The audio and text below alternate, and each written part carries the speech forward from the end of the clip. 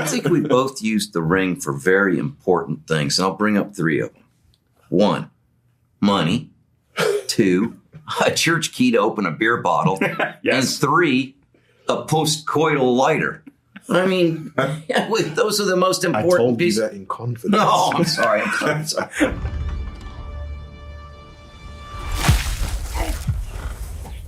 It's time to get up, Junior. So, you're a space cop. No, I'm just being trained. So if you're in trouble, where do y'all rank on that tier of like, who's the Guardian that you would most want to say, no, I need Hal, or no, I need John? All of these lanterns, they're so unique, and they have their own unique specialities. So I think it really is circumstantial. And he's being modest, you know, as much as guys trip, he is also an immensely important element to the Green Lantern Corps, and I think they're all rock stars. Good diplomatic answer. Damn sure was. I was called Mr. Diplomatic once. That is hilarious that You've earned the title, yeah. Thank you, sir. Thank you. I take it seriously. Where do you think Hal stands on that? I'd call myself. How you gonna call? Maybe he's got 2 phones, pal. Mr. Diplomatic, Mr. Man. Honesty, Mr. Everything. Oh, man. All right, so my next question, it's very sugary. There's sweet tea, maple syrup. Tell me what it was like the first time you put on the suit. You became a Green Lantern. What was that like? How'd that feel inside to be a superhero? I went through the process of the suit being fitted on me literally piece by piece until it was finished. And so when I finally did have the suit on and I took a look in it, it really does give you, at the end of episode 1, you'll see it for the first time. And it gave me literally, I mean, I look good in it. Anyone would look good in it. It's a well-built suit. And they took a lot of work to put it together. And it gives you that feel. It would be like a Marine walking around in his regular floppies, and then all of a sudden he's got his, he's got his suit on, right? It gives you that feel. It was nice. How long did it take, like the first, shoe versus it being complete? It took around, it's anywhere between 35, 40 minutes to get the whole thing put together. And it took time to get it off, too. It was well worth it. It looked great. And like I said, I got to watch it get built. And Cynthia Summers, who's the costume designer, and all the people that I watched build this thing at the shop where they build it with all these other iconic creatures and all this, what have you. It was incredible. It was a real team effort. It was really cool to watch this. It's like a car being built. Yeah. It rode well. And you're the car. And the suit's the car. And it looks great on screen. It has a great history already as soon as you see it. How did it feel for you? Just being a superhero? Was it like, oh, man, I'm ready for this?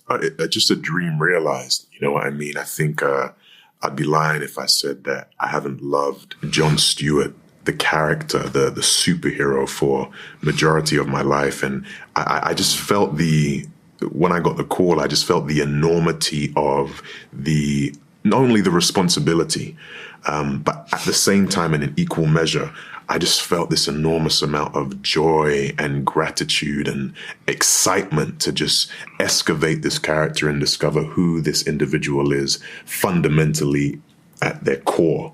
And it's been a joy, and you can never fully excavate it. I always question when actors feel as though they fully explored a character. I always feel like it's something you can't perfect. So there's always room for more. There's always more excavation to do. But I had a joy from start to finish, and I'm ready to do this until the wheels fall off. This is one of those special characters where his complexity is so beautifully detailed. His nuances are so beautifully detailed. That it's just an endless exploration, and I can't wait to continue to dive into who this man is and share that with audiences who gift us with their viewership. Yeah, I'm definitely calling both of y'all before I call Guy Gardner. Great answers here. My I need goodness. him to know that he broke into one of our interviews earlier. We had to get him out. You need to get security to remove. No, we did it ourselves. You guys can handle a job like that, I think. Watching y'all's chemistry throughout the show, it's so interesting to watch how, like you said, you're excavating these new layers to y'all's relationship. Talk about the constructs that you can make with the ring. Where does that difference lie in between something you might build with the ring and something that Hal might build with the ring? Yeah, I think that comes from their individual personal histories and life experience and skill sets. You know what I mean? What do they have readily available to them? Because it's manifesting it, right? And John is a former Marine sniper. He is an architect. He is a man of precision, a man of intentionality, specificity. He's sharp. He's clean. So, you know, if you ask John to, you know, hypothetically manifest a car, he's going to build the car inside out. If you ask him to manifest a watch, he's going to build the inner workings of the watch before he gets to the 18-karat gold yellow plating on it. You know what I mean? So, and that just goes back to the point I made previously of they all have such specific skill sets that are required at different moments, in moments that are to do with saving the world, you know. But I think John's constructs are the best, and I think that's just an objective, universal truth. What do you think? I mean, I think we both used. We don't really care, so that's what it is. I think we both used the ring for very important things, and I'll bring up 3 of them. 1, money. 2, a church key to open a beer bottle. Yes. And 3, a post-coital lighter. I mean, those are the most important I told pieces. you that in confidence. No, I'm sorry. I'm sorry. Ranked in order of importance, too, right? I think we got something in common here going on. She needed a light. Aaron, I got to ask you, because you talk about getting deeper and deeper into this character, and we know you're in The Man of Tomorrow, the Superman sequel. What excites you most about being in Superman's orbit? It's you know, whenever Superman is in the orbit, it oftentimes means that there is a world, universe level threat. And you know, what more exciting environment to put John Stewart and his skill set into? You know, John has dreamt of, in my opinion and perspective, of moments like that where, you know, there is a galactic threat. And here is my moment to contribute to the saving of the world, saving of humanity, saving of peace and harmony. And so it's great to you know, be with the band and get to rock and roll a little bit, you know. All right, so a kid you're raising, or maybe somebody else you know, comes in and they just got a haircut and it looks exactly like Guy Gardner's. What do you do? I tell them it's an excellent choice. And I tell them that they have real character. And I'm excited to see what decisions they make in their future. I'd tell his parents that they need to rethink how they're cutting the kid's hair. He said Guy Gardner. You got to live and let live. You know what I mean? You know what I'm saying? I mean, that Guy Gardner's haircut, there's a problem there.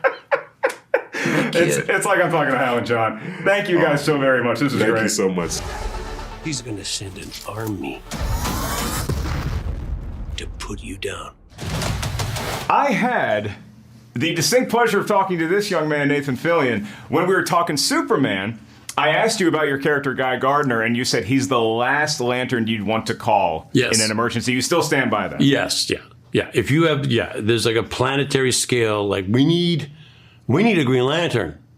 The last thing you say on that call is, but not Guy Gardner. Did you? I think they hung up. Damn it. You know, you'd be that. So how does Guy feel about being compared to Hal and to John? I don't think he likes that at all. I think the idea of being a Green Lantern really suits Guy because he thinks he's pretty special. And being chosen to wield the ring, you know, you can do this and you have the power. And it's all very, you know, uplifting and pedestal-like for Guy. He's very comfortable in that role. To say, oh, there's a couple other Green Lanterns too, already he's not special anymore. Now he's not the only one. To start thinking like there might be someone who's better than him, that's untenable. It's the competition of lanterns that gets Guy down. The fact that he is a lantern is great, but the fact that there's other ones, it's like, I don't want to play with these guys. One of his character traits is his ego. That does not play well with his ego. I see you have the ring. I do. Okay. So let's talk about the constructs that you can make with that ring. Hal and John have their own approach to stuff that they will make with the ring. Yes. How does your approach with what you would make? What would you make that's different than Hal and John? What do you make is this, that is this John might not Nathan make? Fillion or is this as Guy Gardner?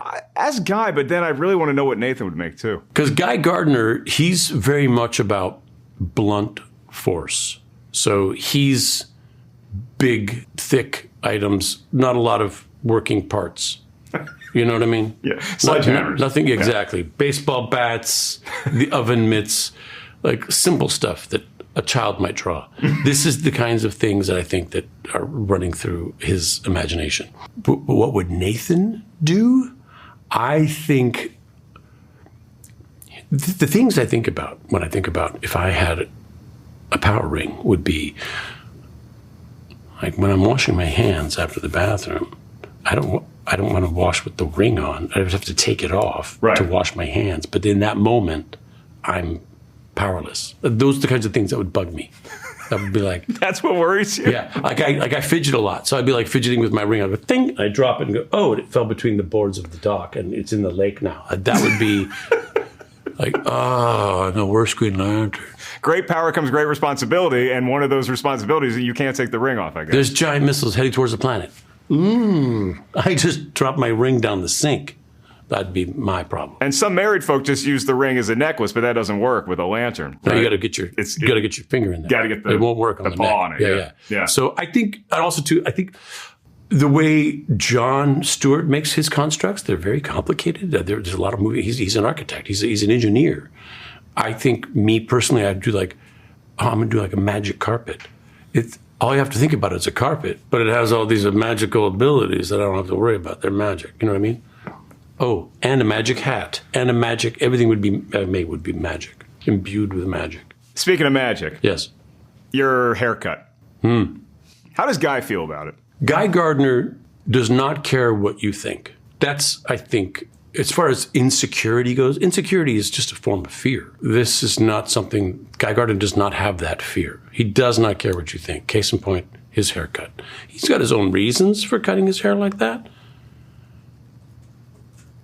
His hair is just a little bit different in the new movie, I'm going to tell you. We're still going with the bowl cut, but he's clearly, he cares. He cares about his hair. That is what you call in the business a tease, kids. What do you think Hal and John feel about your haircut? You know, John, he's so judgmental. It seems to come back to John more than Hal for you. Yeah, because John and Guy, you know, me personally, I wish they got along better. I wish they could, and maybe they will in the future. Maybe they will. But for now, these guys are, it's oil and water right now. Then how does a Lantern Corps meeting work with you there versus how one would work if Guy doesn't show up that day? Green Lanterns are not meant to work together. There's one per sector, man. You're a lone wolf. Lobo a solo. That's the whole idea. So you put two guys together for the part. You got two cops on the edge for different reasons, on different edges. You add a third to there, like, come on, guys, there's too many thumbs in the soup. I'm sure that's not the metaphor. It's a new one. What kind of soup you eating? They had chicken noodle in the green room. Is that really chicken or is it thumbs? I don't want thumbs in my soup, I'll tell you that. So you're the thumb in the soup when it comes to a Lantern I'm the meeting. thumb in the soup. Okay, I just wanted to make sure we knew who the thumb was. I'm going to hold this one to release until after episode 1 airs because there's a slight spoiler. There appears to be a dead or at least frozen Hal Jordan at the end of episode 1. What can you tease about how Guy might react to that? Hal is not Guy's favorite person in the world. I certainly don't think Guy wants Hal dead by any means. It's a weird dichotomy where there's a competitiveness there, but you also don't wish ill. Yeah, but that's not how you want to win, right? That's not how you want to go out. And also, too, they're all working with the same weapon, the same most powerful weapon in the universe, and yet one of them was cut down.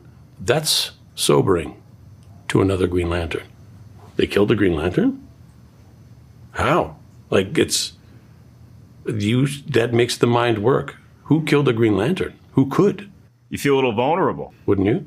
Yeah, I mean, I never considered that because you guys are all superheroes to me. So I'm just watching. I'm like, he's going to be fine. But it's like that could really put a little bit of pause, a little bit of trepidation. Consider this. When you are a Green Lantern and you go to the bathroom, when you go to wash your hands, do you take the ring off to wash your hands? Do you try to wash around it? Do you let that slide? I wouldn't do the happy birthday song twice like they tell you to do. Like, it'd be a very quick wash because I got to get that ring right back on the finger. So you take it off to wash? Quickly. Where do you put it? Right next to this, well, if I'm in a rest area, like a gas station. See? These are the things you got to think about. I'm not cut out for this line of work. Not easy to be a Green Lantern. But you clearly are, because you're great in movies like this and TV shows like this. Thank you. Is there anything you can tease, other than a possible hair change, about Guy in Man of Tomorrow? Anything I can tease about Guy in The Man of Tomorrow? We're already excited about the hair. You already got... The tickets are already bought. You don't want to Tom Holland this. You know what I mean? You really don't. It's that look he gets in his eye when he goes, I just feel for that man. I feel for that man. Guy does great work, but just because you can't put it back in once you. Yeah, and then I think that's a cautionary tale. I sure hope that when I'm in that position, I don't. And then here I am. I'm finding myself. You put me there. I didn't ask for spoilers. I asked for a tease. But you're opening the door. Now you're putting the responsibility on me. Just put your foot through. You don't have to I'm not qualified for this. Just put your toe in the waters. I can tell you, here's something that changed that you're never going to know about. After the first movie, the costume department says, hey, we just realized there's entire pieces of your costume we never, ever see. No matter what you do, we'll never see them. So we're just going to take them all out and replace them with breathable mesh. It's night and day. It's 7 pounds of leather removed from your costume, and now it's like breathable, meshy fabric. Let me tell you, man, it's night and day. I'm going to take that and run with it. You're going to see a less sweaty but more active Guy Gardner in Man of Tomorrow. I will be equally sweaty, but that's for different reasons. These victims are going to end up being alien. Based on what? I have a feeling. He has a feeling. I want to start this way. You got lanterns in your town, y'all. You got lanterns in your town. So what does it mean for Billy? What does it mean for the sheriff to have lanterns in rural Nebraska? It's bad, and she wants them gone. Like, from the minute she doesn't even meet them, like from the minute you hear Sheriff Carey on a radio, she just wants them out of town. I think Billy's a little excited. I think it's like, whoa, we got some sort of celebrities in this town, and I think if one of them decided to befriend Billy, he wouldn't have said no initially. Take me out of Rushville and let's go to the big cities. You're just looking at both sides of this, where it's like, no, this could be really bad, but like, maybe it's good for the economy. I don't know. Exactly. Right? You put up some Green Lantern was here businesses. Yeah. Just as y'all as performers, what was it like to watch Kyle and to watch Aaron become these lanterns, these teammates? What was it like watching their chemistry? It was extraordinary because it was like Laurel and Hardy or something. They were very different from each other. I was going to say that word again, but I just don't have the confidence. What's the word? Juxtaposed. I can't say it. That's a $10 word. Yeah. Juxtaposition. Juxtaposed. There you go. I said it. John is just very measured in everything. He's very watchful, and Hal just works through chaos. Like, he creates a chaotic scene, and that's how he gets to the truth. And yeah, it was great to see. It was really great to see. I mean, for me, it really felt like I'm standing here talking with Green Lanterns. Like, they both were just so perfect for both of those roles that I was just like, I believe you. I believe that you are Green Lantern, and I believe that maybe one day you will be Green Lantern. But yeah, it was. They're both such huge, lovely presences that you're like, yeah, you could probably save a planet or two. You know what's crazy? So of all the talented performers I've gotten to talk to in this show, the only two folks who were not wearing their rings Were them? Well, they got to all the they're time. cool. Yeah. That's why. I asked them, they're like, oh, yeah, no, I took it off. It's in the car or something like that. But you guys are wearing your rings. Oh, yeah, for sure. Not now. If they're not wearing it. I'm gonna still. That means that I'm the new Green Lantern. Congratulations, my friend. Thank you so much. I come bearing gifts. What would be let's talk about your characters, maybe. Just getting to put that ring on your finger. What would Sheriff Carey? What would Billy? What would you conjure with with that ring if you could? That's a good question. In your characters. She would conjure a door to the town that she could lock from the inside with them on the other side. Oh, that's really a good idea. Yeah. That's a tough act to follow. That is a tough act to follow. I think maybe Billy would follow Hal Jordan's lead and conjure up some money. You know, I don't know how well it works like in banks. Maybe one thing for a jukebox, or you put it in, then it disappears in the jukebox. But that was pretty impressive, and I think money is fairly important to Billy as well. Although he doesn't need any more of it. That was a bad answer. You seem to be doing okay in your town. Yeah, I'm doing all right. Yeah. It actually leads me to my next question. Because I'm curious, what is it like for you to have a father like you do in this show? What is that dad presence like?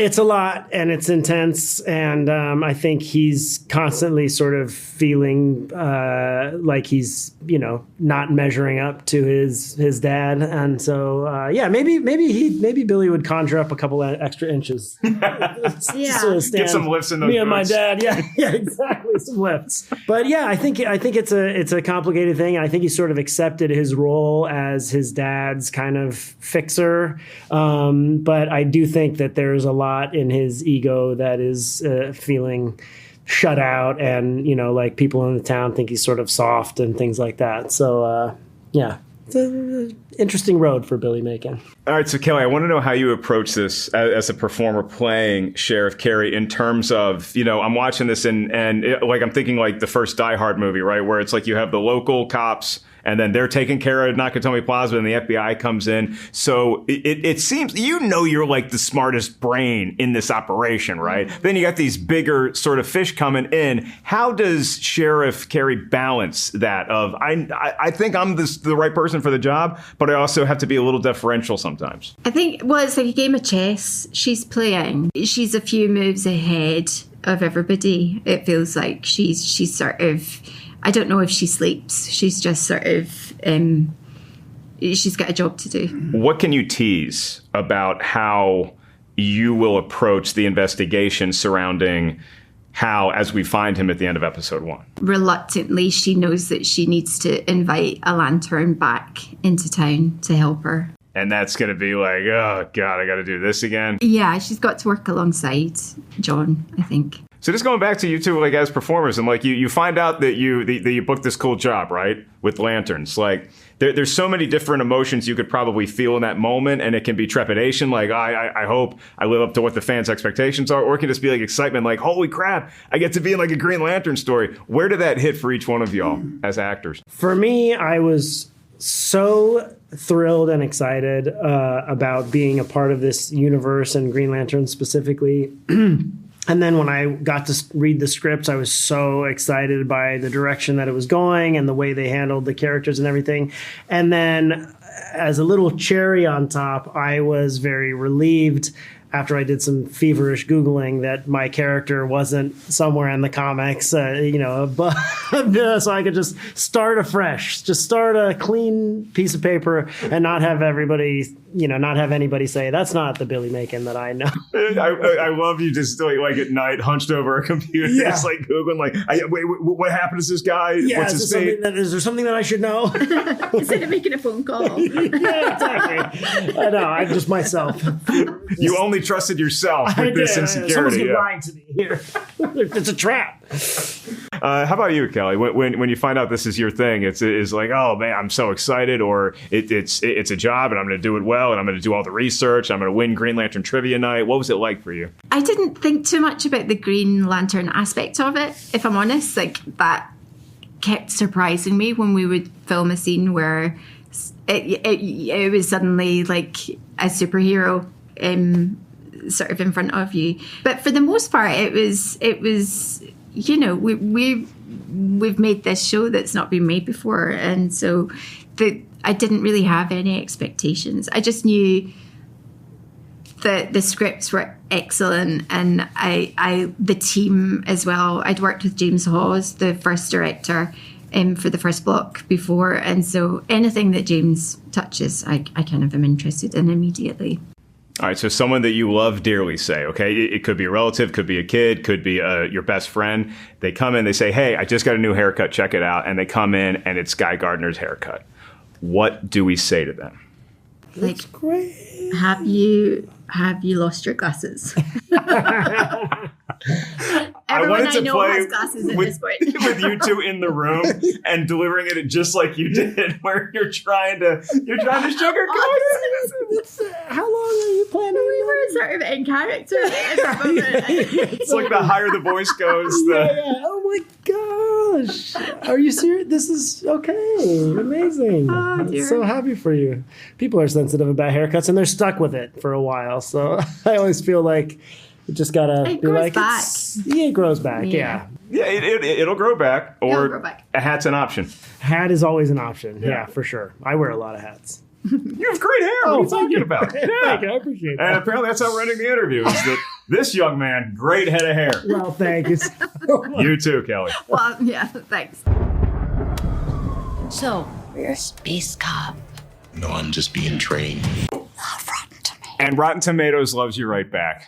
2 fresh interviews coming right up. My first question for you all is, how steeped in the lore of Green Lantern were you before you came to the project, and how good are you with Green Lantern trivia now? Well, that's a tricky 2-part question. I'm a lot more steeped than she was. I am a comic book nerd from early on, so I'm familiar with Green Lantern, but I don't know if I know him well enough to answer like trivia. Oh, I don't have any trivia questions here. I was bluffing. Okay. You were good enough to call my bluff, though. Well, I'm copping to the fact that I'm probably not an expert on him, but I did have quite a bit of Green Lantern stuff when I was young. Yeah. 0. None. Yeah, 0. Could not give a shit. But sometimes that's the best way to come to like a character that you're playing, right? Yeah, I mean, this character didn't have a Green Lantern's backstory, right? She's not part of the universe at all. So it's a fresh character, and she's very kind of, from here. She's like from Nebraskan and from here, and so it was what I had to work on is like the accent and the clothes and the hair, like the outside stuff.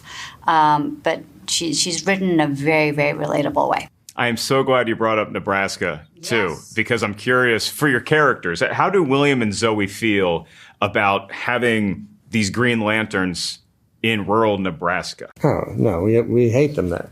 We do not there's need them there. They're in the no way. need for We have them. this handled. Go away. Yeah, we've built a peaceful. This is our case, Peaceful basically. is the operative word. We have brought. We together, along with the town, just want it to stay peaceful, prosperous. The hospitals are, we're healthy. And so we will deal with whatever comes our way. We will deal with whatever alien comes our way. We got it. It's like when you see like local cops and FBI going, this is my case, this is my turf. No, they're coming in. Yes. We're the local cops. Yes. The town is an unexpected foil to the Green Lanterns. There's a real sense that Green Lanterns are like welcomed anywhere, and Hal Jordan is a celebrity and he's loved. But there's a sense that this town doesn't want them. It's one of the really cool things about the show is that it can just be this small town, but there may be some sort of intergalactic consequence that could happen really anywhere. Any one of us might have to step up or, turn at any moment in time, and we just don't know. I mean, you don't hear a lot about abductions in the cities, do you? It's always some dude out on the road on his bike or in the middle of a field. Always some farmer or some lumberjack. They love, aliens love the cowboys. farmers. Yeah. They love open land. And you sure you don't need lanterns in your town? None of the green fireworks? No, we don't need. None of that crap. They're super We have it. handsome. I mean, I have, well, they're all right. Yeah. I notice y'all got the rings on. That's right. What are you conjuring? Right now? Yeah, I give you that ring. What are you making for yourself? I'll tell you, I'll get home real quick. Rush hour traffic doesn't exist anymore. I'm conjuring that the show does so well. I really am. And that it feels so blessed to be part of it. But I can't wait to see how it's in the world. I hope it's received like we received it. That was beautiful. Do you care to revise your answer, or you still want to beat the traffic? I feel shallow now. I still want to get home quick. Don't we all? Yeah. Hey, I'll let you guys get home right now. I really appreciate taking the time with me. great. Thank you guys so It much. was a fun time. Yeah. Do you know who I am? Your guardian. You are the founder of the Lanterns. This is when most candidates ask, why me? I know exactly why me. You're Mark Ellis? I am Mark Ellis. I am the Mark Ellis. And What I'm a here pleasure to with see you in person. the Tom and the Damon, and we're here live talking as real people. And there's some, comic book characters in this show, obviously, but I'm looking at the universe that has always been the Green Lantern and the Green Lantern Corps. What made y'all decide on Hal and John being the centerpiece of this story? Why were they the crux of this? Well, that predated my. I was fortunate enough to have that decision already be made, and it was one of the reasons that I wanted to do it. So you should probably talk about how you got there. What an absolutely fantastic question that no one's asked. Why was it John and Hal in the beginning? It was so early in the process. I have to go way, way back. But of course, to me, they're the quintessential Lanterns. Even though I grew up on Kyle's side, that's some deep nerd for people who don't know. Please. Oh, yeah, good. Yeah, I grew up on Kyle, by the time I got there to comics in sort of the late 80s, early 90s, the legend of John and Hal still sort of existed as the best Green Lanterns who had done the job, and sort of them being the center of it all. So I just think when we were first in that room pitching Green Lantern stories, I went to John and Hal because they are the Green Lanterns. They are the goats. No offense to Kyle, who again I wrote in Omega Man, and is one of my favorite characters. But I think I started with them like you start with Superman and Batman. That's like they're up there on the Mount Rushmore, the first two heads, and you start there. Yeah. It's a great answer and a great job of Damon at just passing the buck. It just you answer this question, I'm peacing out. I can't take credit for something that I had nothing to do with. So when you're watching Kyle and Aaron do their thing on set, right? Was there a moment when y'all were like, "Oh my God, that is so Hal and John"? Like, wait, we got us some lanterns here. We got us some lanterns here. I unfortunately had started working on my next project after we finished the writing, so I didn't get to spend a lot of time on set, but I was at the table read, and Kyle sort of had his script open and he put on these kind of little reading glasses and just started doing his kind of most curmudgeonly version of Hal. The first thing that he and Aaron do together is when they're driving in the car. And I just sort of like looked up from my script and I was like, this is going to work. The greatest thing that can ever happen to you when you're a writer is that it doesn't feel like yours anymore. It feels like somebody else has taken it and made it their own. And that's kind of what was happening when those guys started reading John and Hal. It's almost like they took the ring from you. And, yes. And now they're the Lanterns. So now it's their job to pass it on. They just can't take it from Tom because it's it's still Tom's. That's right. Yeah. Gets stuck on his finger. Yeah. So one of the things that like being a fan of this lore, I was really excited to see was the involvement and kind of the tea leaves that you lay for the Guardians of the Universe. Like, why is it important to have them in the show? And what was the approach to incorporating them into this? I mean, they're utterly fascinating characters because they're good intention characters, but I love good intention characters. I wrote a whole thing called the trilogy of good intentions because good intentions don't always end up in good results. And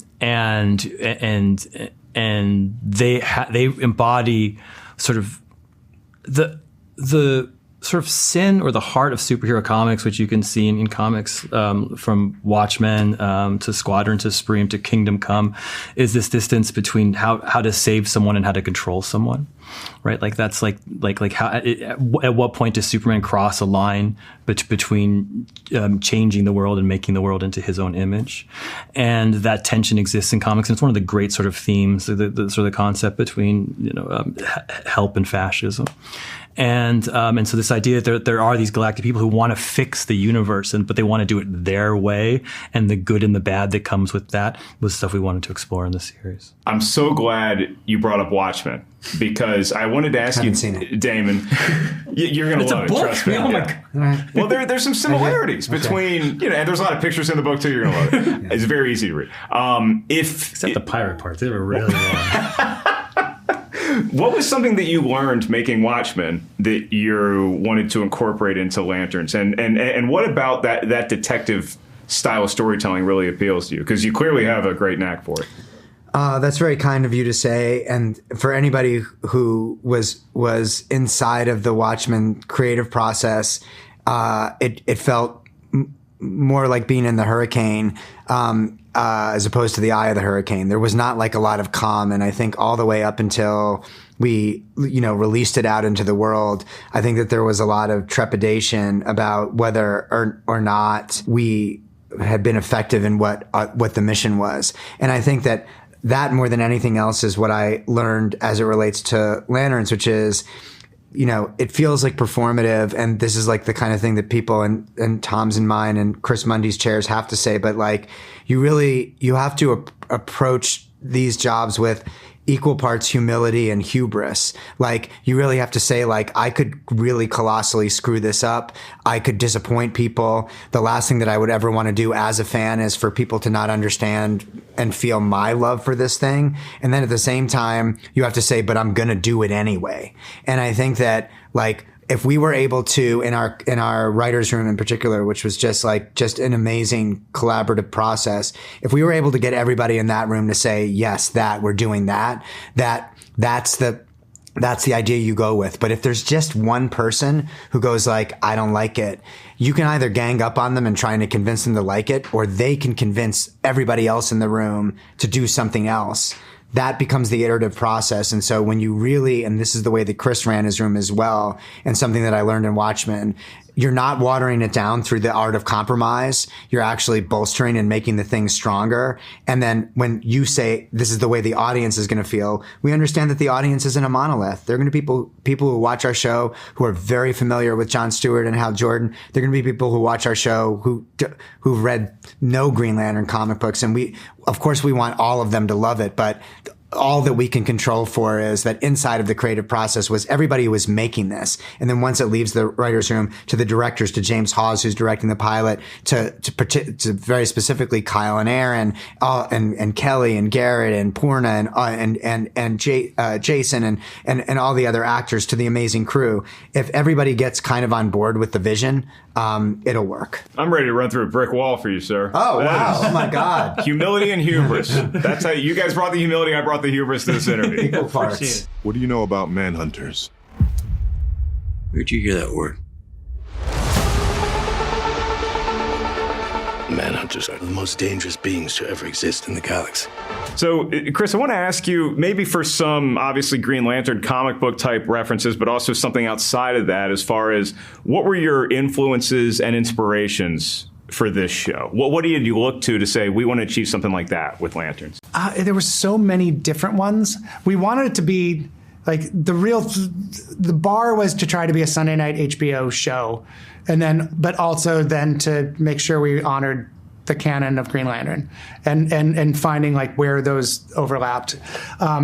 We talked about No Country for Old Men a lot, just in terms of landscape, how it looked. And ironically, both Kelly and Garrett are in that movie. But I know, but we were talking about it before they were ever cast, and just sort of the pressure it had. But then we talked about like buddy cop films. We talked about Lethal Weapon. We talked about Training Day, although Training Day's not as funny. Not quite as buddy. Yeah, not quite as buddy. So we'd bounce around in a lot of different ways. But we even talked about rom-coms, as strange as it sounds, because like in a weird way, John and Hal's relationship is they're like thrown together and they don't like each other, but then they like each other and they fall apart. So we were all over the place, but it was always to try to zero in on those guys. Yeah, there's just a little bit of wedding planner that I see in watching the show, and I mean that, and it's a compliment because they have such great chemistry, and everyone in the show kind of, it seems like, bought into what you want to do with this. What are those conversations like with James Gunn, where how does this fit into the larger DC universe? We were really lucky that James was making Superman when we were starting the writer's room, but we were able to read it, so we knew what he was doing with that, and we knew that we wanted to be a part of the DCU at the end of the season, but we didn't have, and we didn't want it. We were going to be part of the DCU by the end of the season, but we didn't have a specific story point we needed to end at. We really wanted to put John in particular on his feet in a way that felt meaningful, and that was our goal. That was the unstated directive from DC, and then they just sort of supported the way we wanted to do it. Well, we talk about chemistry and like that buddy cop feel that you have, and then other times they're at odds. What was it about Kyle and Aaron that you said, oh, this is the perfect Hal and the perfect John? And then was there a moment when you're watching them together like, those are my lanterns. There was a moment, we had a really hard, not like, it went really well, but the first week of filming, it was like really cold in the mornings and really hot in the days, and we were going till late at night, and it was very ambitious, like the stuff we were pulling off. And there's a moment in episode, no, it was in the pilot, sorry. In the first time they go to Macon Ranch, there's a moment where they talk across the hood of the car, and Garrett's character has said, like, nothing like eating off a man's grill. And he's like, what was that all about? And they have this back and forth. And I remember like looking to James Hawes, who was directing him, like, oh, they're there. They've got the show. Because there was like drama, there was comedy. They were both great. They got it back in the car. There's actually a little bit that was scripted in the car that we ended up cutting in what ended, but they were like great at it. And we're like, oh, they're already in rhythm. And we're like, this is like day 4, you know? So it was great. It was like we kind of instantly knew how good they were together. And then where would Sinestro fit into this for you, as far as like, why is it so crucial to have someone like that in this show? We wanted Sinestro in because he trained Hal, and Hal was training John, you know? And so to us, and we were talking so much about parenting, and John, it's like, how much am I being programmed, or how much am I being parented? And of course, the Manhunters themselves were programmed. So we were like, what is you individually? What is stuff you just learned from parents or from the person that trained you? So using Sinestro, one, you know, he's so huge in the canon, but also he speaks directly to that. Like Hal put him away, but before that, Hal got a lot from him too. So it just felt interesting. It just felt like there was something emotionally there that we could talk about. We see what appears to be a dead, frozen Hal. What were the conversations like about making that the sort of cliffhanger ending for the first episode of this show? We wanted the reason to go back to Rushville to have as much emotional heft as humanly possible. We knew we wanted it to land on whether or not it was Hal and John going back together, or whether or not it was John going back together, or whatever it was. And because they'd had such a contentious relationship in one way, but also John didn't always like Hal, but he also did respect him. And he would never say he wanted his approval, but he also probably did want his approval to a degree. You know, and there's a line in those, when we pick that story up, that he's just, it's like, I just never thought he'd die, you know? And it is that feeling, but it's like, so it had the most emotional impact that felt like it was earned in things that we could dramatize. So I told you right before we hit record on these cameras that I've seen everything except for the last episode of this season. So I'm going to be chomping at the bit for a couple months here. If we're lucky enough to get a season 2, have you already started? Are the popcorn kernels kind of going off in your head about, is there anything you could tease about what you might want to do, whether it's storylines or characters to get involved? It's all speculative at this point, but we're definitely thinking about it and talking about it. To me, I'd want the spirit to be the same, but the feel to be different. It was so specific being in Rushville, you know, something crazy isn't going to happen in Rushville again, or not likely to happen in Rushville again. I hope not. So yeah, exactly. Those poor people. I mean, really just move. So to me, it would be to have the same emotional complexity, but really change the environment and really, and really butt us up against completely a different feeling and a different way of being, you know, that to me, just change the energy of that, because we can. And then if they were lucky enough to do a 3rd season, change the energy of that again, but keep the emotion the same. How many machinations of the suit do you go through, like in your head, when you're like, oh, you know, that would be good, or maybe let's add this, or let's subtract this, or is that your ballpark? And are you like meticulous with it, or you're like, no, yeah, it looks pretty good? I mean, I'm somewhere in between. There are people much more talented than me, like, like that actually know what they're doing. So I'm just weighing in, kind of like a fan.